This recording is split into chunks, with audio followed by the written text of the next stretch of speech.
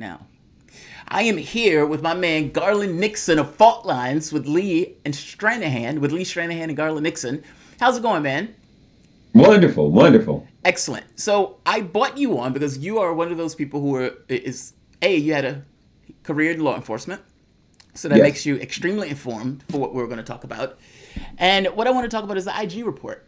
You told me the other day that you were reading through it, and I think you shared my oh my godness of looking at that report in regards to some of the failings of the intelligence services in regards to this report.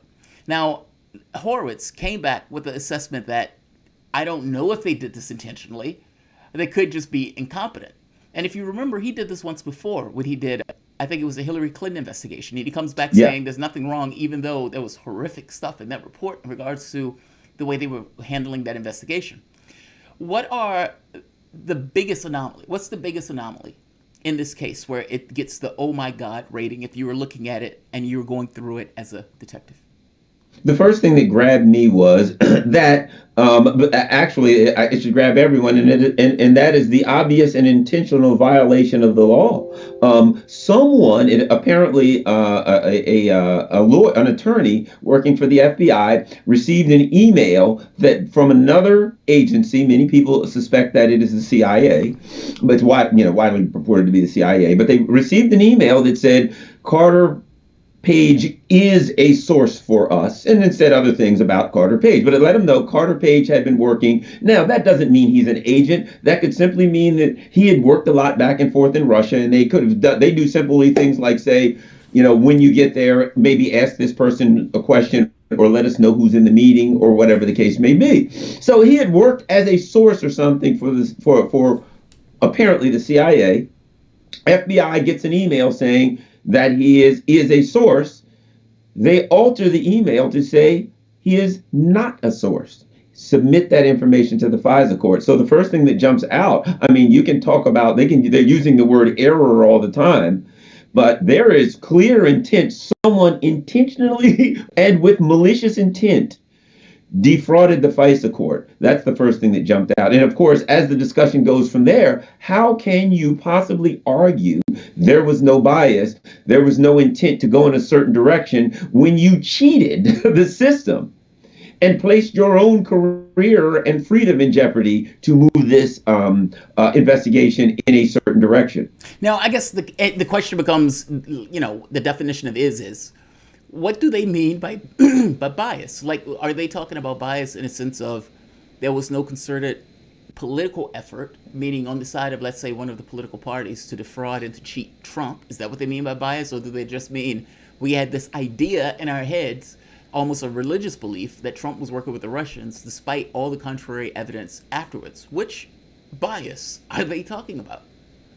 It appears to me the implication the bias that is being implied is kind of a general bias against the Trump campaign that was more politically motivated than anything else. That there was some level of bias that they didn't like they didn't like Donald Trump. They didn't like his policies for whatever case. They were for Hillary Clinton. So therefore, that this investigation was acting as a political investigation to operate. Basically that if you get down to it, that to some extent there's an argument that either the Democratic Party was working with them or independently as kind of a lone wolf agency. They were working on behalf of the Democratic Party to damage Donald Trump's, Hillary Clinton's opponent.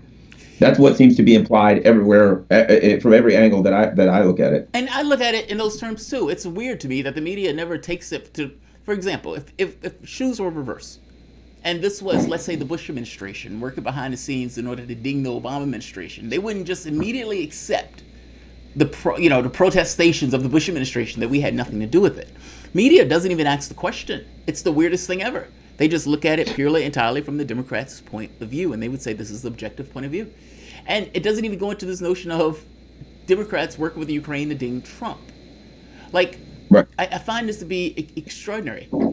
What do you think Durham is looking into? Because Durham supposedly is looking into the origins of this case. And if I'm not mistaken, he told the IG that he disagreed with his final assessment. And I think that little tidbit of news being reported is quite consequential in that it tells us something, and that is that the IG was in some way involved in the IG report. And when I say involved, I don't necessarily mean in writing it, but in keeping up with it, in knowing what was in it.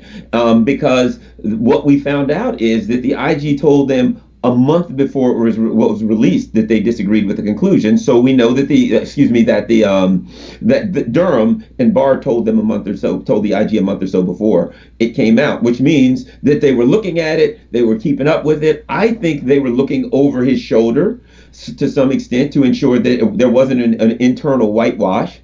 And I think that probably helped. That's probably why it's as damning as it is to the FBI. And that's just speculation, but it seems to make sense to me. But from what I've seen, Barr has come out.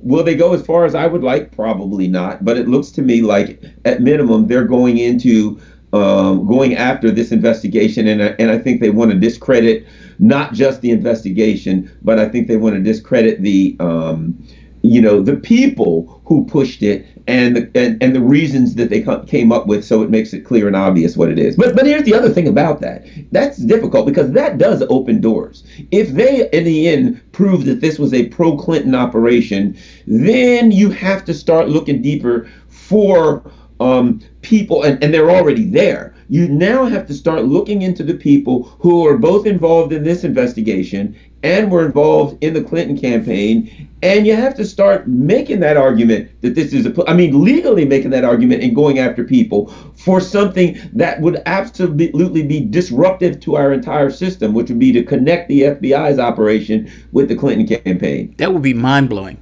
That would be mind-blowing. Yeah. And I got to be honest, I don't entirely know why that's given so much the benefit of the doubt as to this is unthinkable of ever taking place. It's like they believe that this guy was supposed to be the end of America, and agents in various positions, they're human beings. And as human beings, they have political parties, they have political ideologies. Let's not pretend these guys are blank slates. And, considering that Comey, McCabe, many of these guys Strzok were working on Trump and Russia and working on Clinton, that gets a little dodgy when you look at it in those terms. Let me ask you this. For the IG report itself, there has to be consequences for this, right? Ultimately, these FISA abuses are extreme. They literally withheld information, whether the guy was a CIA asset, but at the very least, you knew the guy was working with the CIA. And despite going to Steele's sources, and his sources even saying, this guy is full of it, he's lying, they still kept getting those things in order to spy on Trump campaigns, the FISA warrants. The judge put out a rebuke of the FBI and the intelligence services and the way they handled this case. I would say they had to, because they look extremely bad in the situation where these guys just flagrantly lied and it's all in the open. Certainly there has to be consequences, right?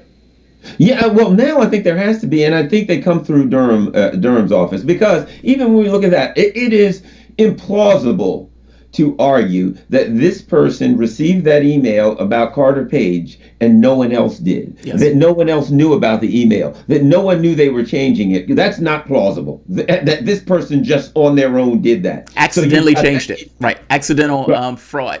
or find Durham, because I ran an investigation division. If I'm Durham, I got it made now. I grab that person, and you know what you do? You squeeze them. You say, look, you come up with every charge you can possibly come up with, and say you're looking at 100 years. 100 years. You're a 50-some-year-old attorney. You've had a good job, and you're going to go to jail for the rest of your life. But there's another option, right? You give up everybody. You tell everything, and we'll do 3 years. You bargain with them something that they can live with. And if you're, say, a 55-year-old attorney thinking about retirement, and now you're looking at life in jail, and here's what they know as well as I know: if the FBI can throw them under the bus so the agency walks, they'll do it. Yes, they would. So you remind them of that too. Don't forget, the FBI is looking at for a scapegoat. They'd be happy to see you get 100 years, and for your name to flash all over MSNBC. We found the culprit. The bad apple. They're going to jail, and you take it all. If you want to take that all on your shoulders, you can. Here's a modest proposal. That's what I do, and I think you get somewhere. So I think they have the opportunity to get in there to grab some people who, I mean, clearly you've got a number of people, including Jim Comey, who put their signatures on documents that had things in them that were so far-fetched Yes. as to be mythical fables. Literally the opposite, the absolute opposite of what they were told. I didn't know. They talked to Steele's sub-sources. Yeah. They asked Steele, who's our source? Now, this is almost unfathomable. Steele said, that's my source, but they tend to embellish a bit. So they went to the source, and the source says, wow, I can't believe Steele put that in there. You can't trust that guy. So you go to the source. He tells you the source is a liar, and the source tells you he's a liar. And I suspect they were both right. Yeah. And still, you go to the FISA court and say, this guy's perfectly trustworthy. We've looked into this stuff, and the source was honest. And here's what's wrong. What they said was true. The source was honest when the source said, that guy's lying. I didn't say that stuff. So actually, they said the source was honest, which was true, but they left out what the source was honest about. It is mind-boggling. You just watch this, and you're like, no, I mean, when you read through this, it is so blatant and so in your face what they did. It's not plausible to argue. And let me add this. And everything they did was against Trump. If in fact there was no bias, it would be random. Ideally, most likely, half of the mistakes would help Trump, half of them would hurt Trump. But if you've got hundreds of errors and every single one of them is to take out Donald Trump, and you got Peter Strzok running this thing, a guy who screamed, we're going to stop Trump. We have an insurance policy. It's not sensible in this universe that we live in. I don't see how anyone could argue anything other than the most extreme bias possible.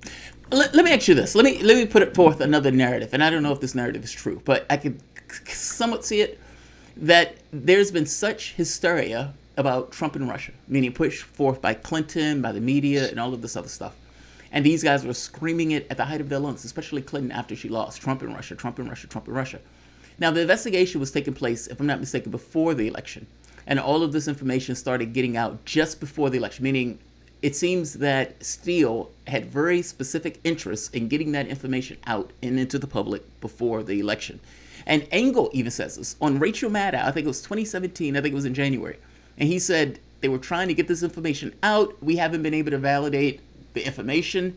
And he gave this impression that it came from intelligence services. And if they really did want us to know it, they should just give us the sources, that type of stuff. And it didn't stop Maddow from still screaming at the height of her lungs about Trump and Russia and that the Steele dossier was legit. There's a lot of media that is eating crow because for 3 years they've insisted it wasn't just the Steele dossier. They had something else. Brennan gets on TV. I have secret information. And all of these guys are now, who are working this operation, are now working for the media. Isn't that phenomenal? And so now it's like, is it possible that these guys really did have in their heads that Trump was working with the Russians, and so anything that they did, whatever extent they went to, it was acceptable in their heads? Here's what I think. They were ambivalent about the truth. If he was working for Russia, that's fine. They take him out for it. If he wasn't and they found that or something else, they were at a point where it was like this. And, I talked to a lot of people early that would admit this. I had a talk with a person who was a real pro-establishment Democrat, and I'm like, look, this is not a valid claim they're making. It's absurd to argue that the Russians chose this idiot as their contact. And the guy was like, well, I don't care. I just see it as a blunt object to beat Trump over the head with. That's more honest. I'm like, that's the most honest guy I've talked about. That's what it was to me. Okay, we got to get Trump. What do we have? I don't. What? Do you have a complaint? Well, some guy he knows some Russian. There you go. Let's start with that. Good enough. We're going to take Trump out. We need tools. We need names. We need to create an investigation from whole cloth, because they hated his indications that he was making that he may seek détente with Russia and that he might not go along with the normal NATO stuff. They already had an angle if they could get that angle. But that's all this was. This was an operation to create something. And do I think that after they got into groupthink and they all started convincing themselves it was true to some extent, some of them might have believed it? Possible. But it requires totally suspending logic. Yeah. When every road you go down ends in a dead end. Everything they looked at, and when they checked the sources, they were lying. They even had to do things. They had to deliberately lie, mislead, hide evidence, everything. They had to ignore. They had to fire Christopher Steele for being a liar, and then use an FBI agent to go undercover, basically under the scenes, behind the scenes, and still work with them. So they fired him on paper, and they still had a guy that was getting information with them, even though he wasn't fired. It was just a, like I said. Therefore, to me, it's obvious this wasn't about whether this investigation was valid or invalid. It was about whether they could take Trump out. And add this. Think about this. This is important. During the investigation, they found out that the Steele document was nonsense. Yes.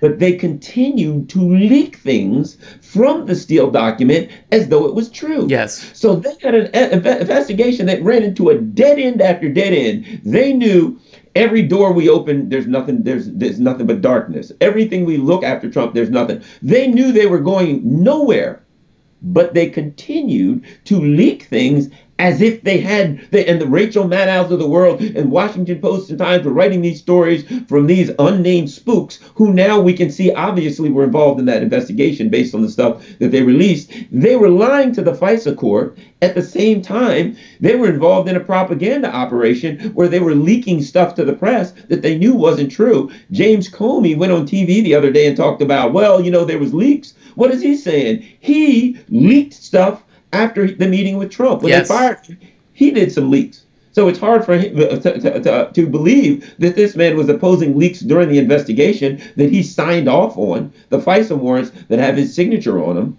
when he's doing the same thing after it's over.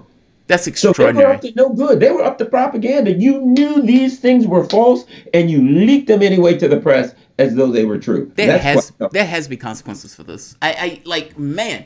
And even from the Republican Party at this point, they need to be flipping out about this, in regards to this taking place. This could happen to anybody. Anybody that's not an establishment candidate. Let's say